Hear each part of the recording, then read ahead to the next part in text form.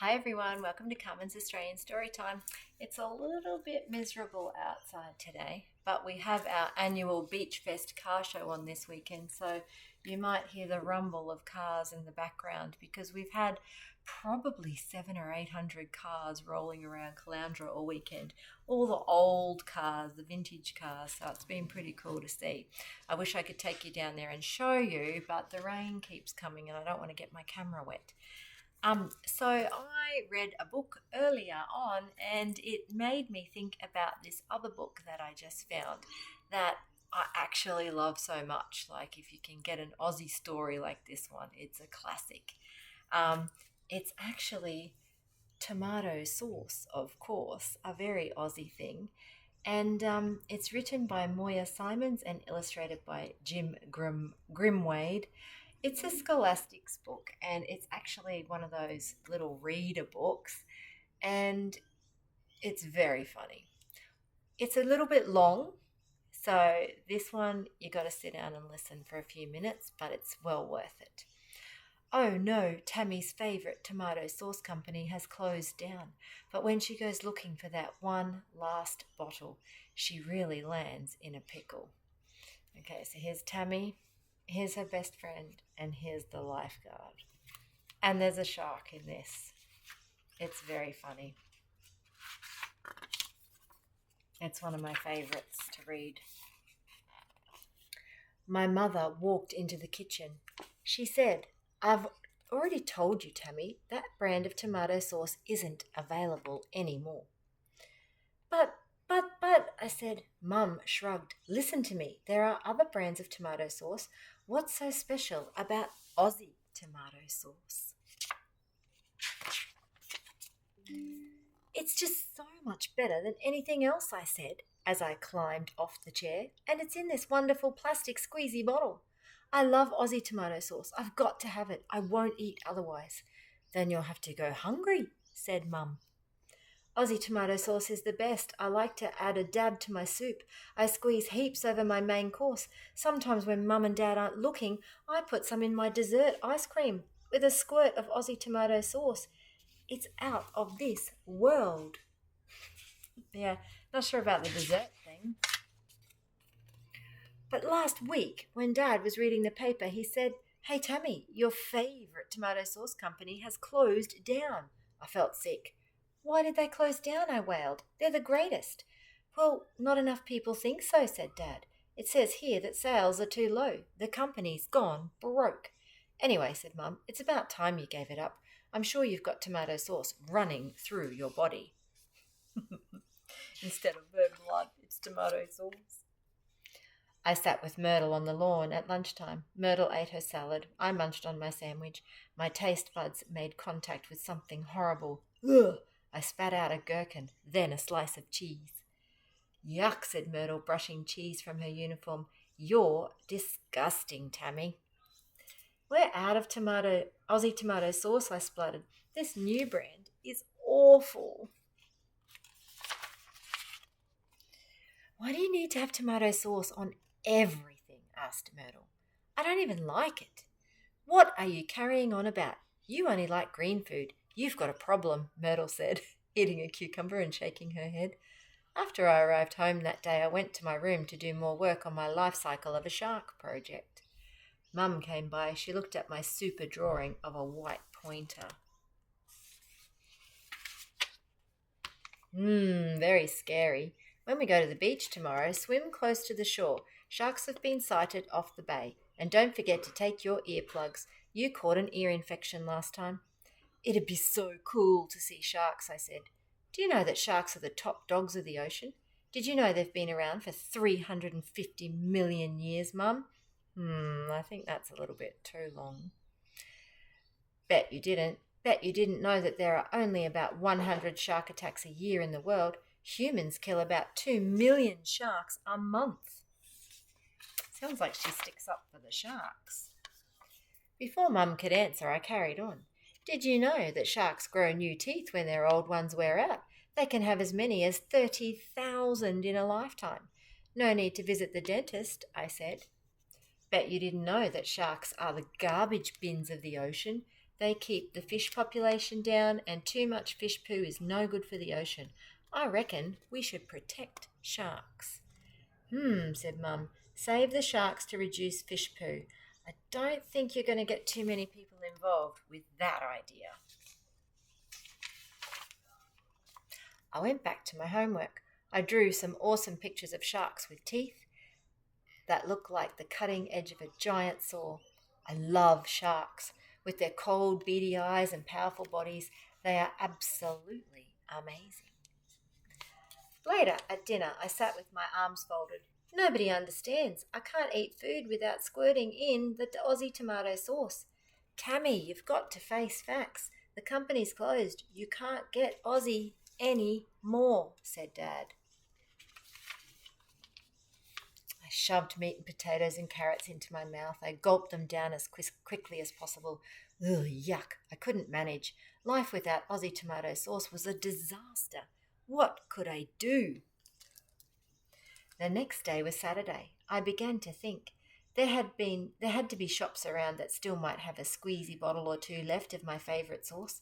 I'd use all my pocket money. I'd buy Aussie from every shop in town. Good idea. Then I'd ration myself. 1 teaspoon on my breakfast cereal, 1 on my Vegemite sandwich, 1 for dinner, and 1 for dessert. Okay, 3 of those no, maybe dinner. It might last for years that way. Ha! I punched the air. Aussie, Aussie, Aussie. Oi, oi, oi. I told my plan to Myrtle. All you can think of is your Aussie tomato sauce. I took a green icy pole out of the fridge and gave it to her. Don't give me a hard time, please. Myrtle, she only likes green food, doesn't she? After she finished the ice block and had proudly examined her green tongue in the bathroom mirror, we put on our cozies, which is what we call swimmers.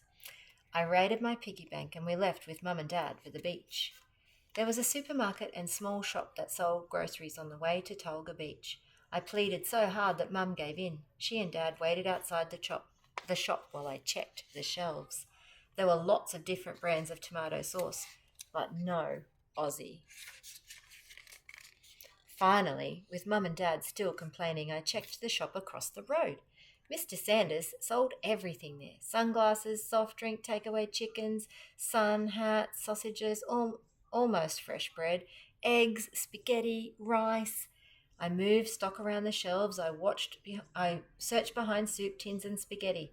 What are you looking for, Tammy? Mr. Sanders asked, squinting behind his thick glasses. Aussie tomato sauce, Myrtle answered for me. I think I've got 1 squeezy bottle left, said Mr. Sanders.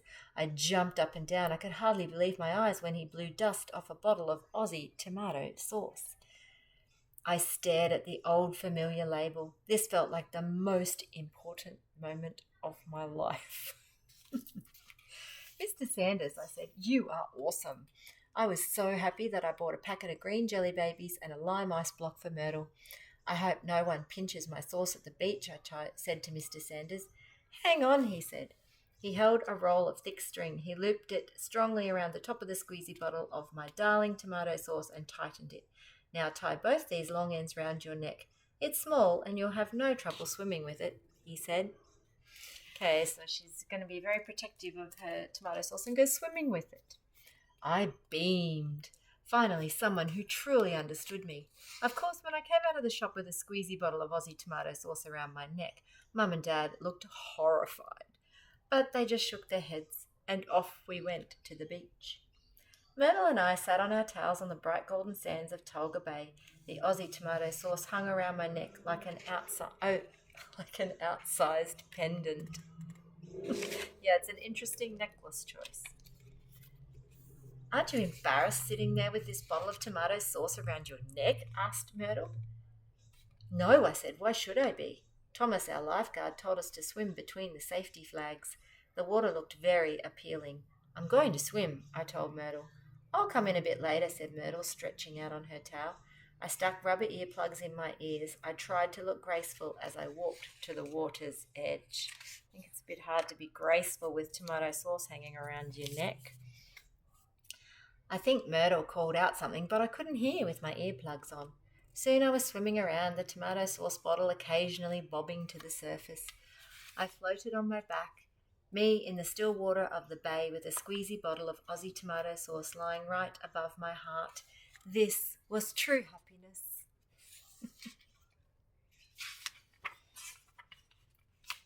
After a while, I rolled over and trod water. The shore looked a long way away. I must have drifted out a bit. I couldn't see anybody in the water. Why was that? Far off, I could see little dots of people pointing. What were they pointing at? Me! Who was that little runt jumping up and down? Was that Myrtle? Was that my parents beside her?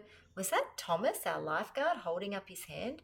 I pulled out my earplugs. Thomas was blowing his whistle, the one that was so loud and high-pitched it sounded like a police siren. Why? Oh no.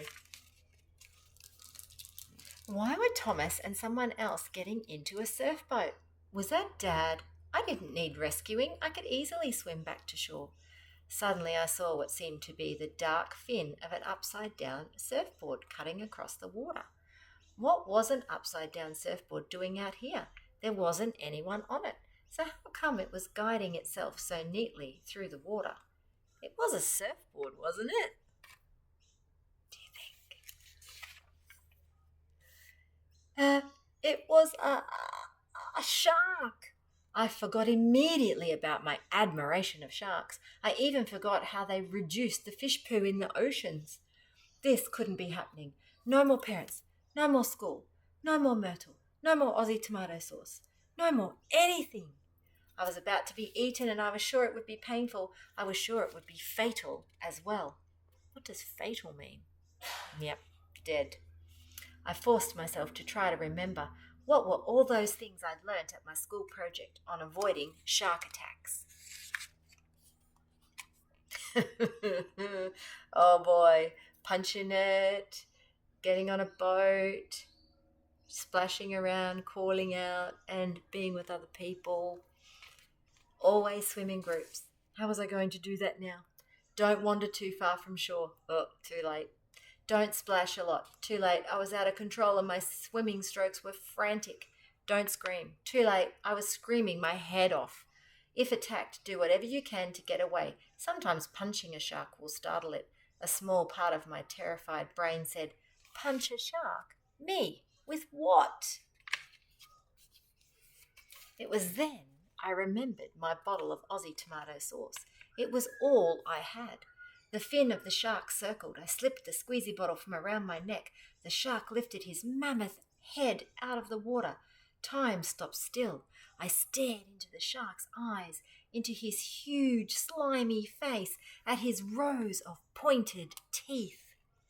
What had I ever seen in sharks? They were mean and nasty and had no sense of fair play. He was close enough for me to discover that shark breath is totally disgusting.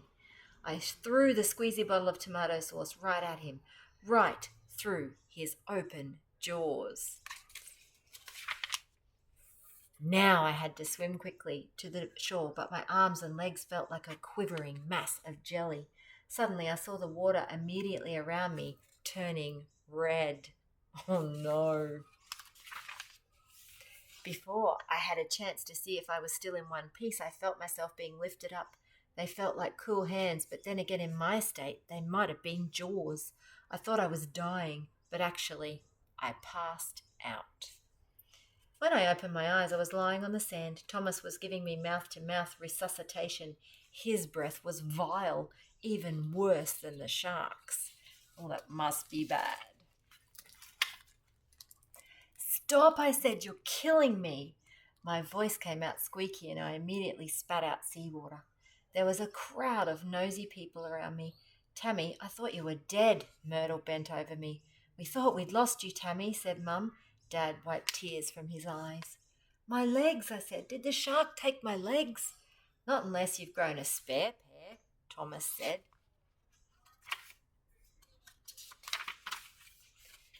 Thomas got to you just in time, said Myrtle. Not really, said Thomas. The shark had already made a grab for you. What did you do to make it lose interest? We saw something in the water that looked like blood. The shark was thrashing around, going crazy for it. It was my Aussie tomato sauce, I squeaked sadly. Thomas looked confused. I had it hanging on a string around my neck, I said. It was the last bottle of Aussie tomato sauce left in the world. The shark certainly loved it, said Thomas. He loved it so much that he forgot all about you. That's when we plucked you out of the water. Aussie tomato sauce saved my life, I said gratefully. Then I passed out. Life became exciting. Immediately, people across the country began to talk about Aussie tomato sauce. They said it was so good the shark forgot all about me in its feeding frenzy. Everyone wanted to buy it. The company reopened and they gave me a lifetime supply of Aussie tomato sauce. They even featured a cartoon of a shark on their new label. The label said Aussie tomato sauce. Ask any shark, it tastes better than people. They call me Tomato Sauce Tammy at school now. I don't care. I'm a tomato sauce hero. Aussie, Aussie, Aussie. Oi, oi, oi. Isn't that an awesome book? Who would have thought your imagination could write a book about Aussie tomato sauce, a little girl, and a shark? Thank you for joining me on Carmen's Australian Storytime. I hope you stayed tuned in for that long story because it was so funny and so worth it. What a great ending. Goodbye for now, and I look forward to reading to you again soon. Bye.